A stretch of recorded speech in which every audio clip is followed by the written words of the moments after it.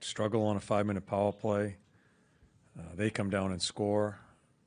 I thought we answered it with Walks' goal, but then we take a bunch of penalties and just not sure where it's going to be come the third period. I just said it's a really good opportunity for us to handle this. Let's kill the last minute and 5 seconds off and get on our toes.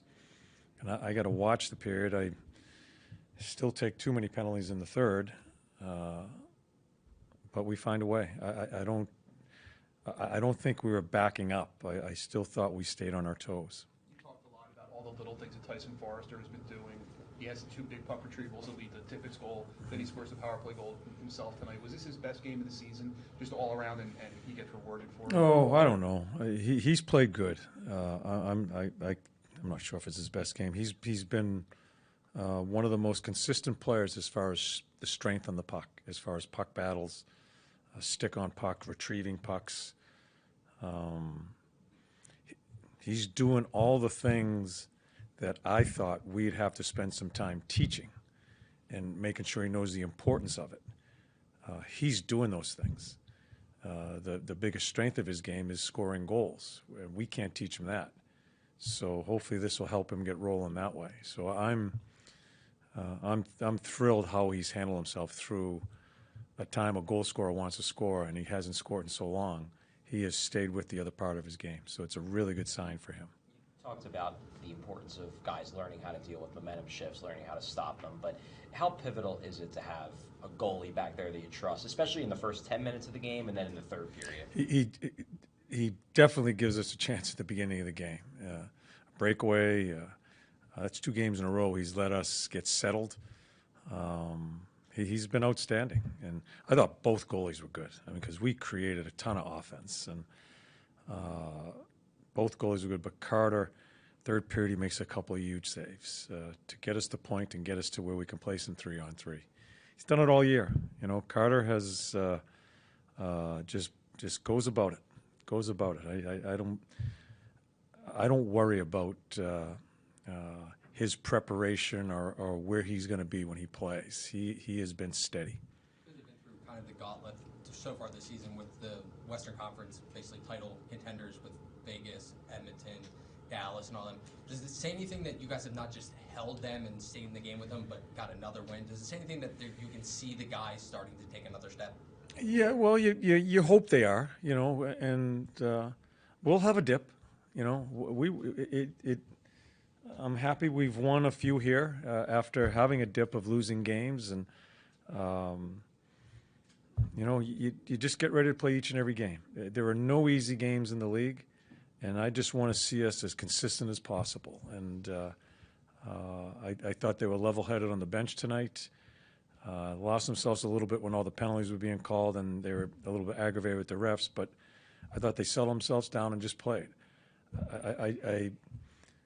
Again, the results are important, but I just want to see how they handle situations as we go through it. And if they stay concentrated and stay together, they'll be in games.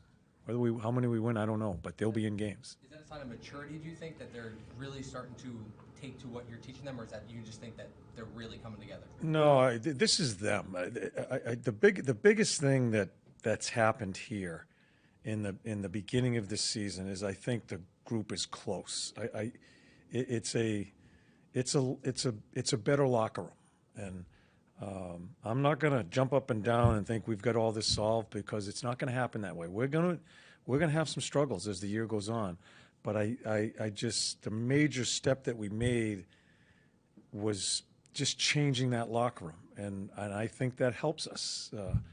And I think we're going to need that type of help with the strength of that room when we go into dips and losing streaks and all that, because we will.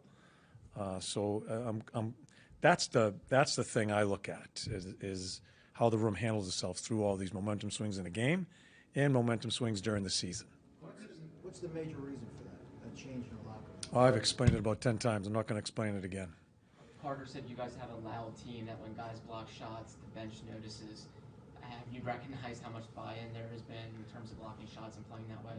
Yeah, you don't play if you don't block shots, you know, and every teams are good at it. That's part of playing defense, and it's like you watch these power plays, our power play, their power play, all through the league.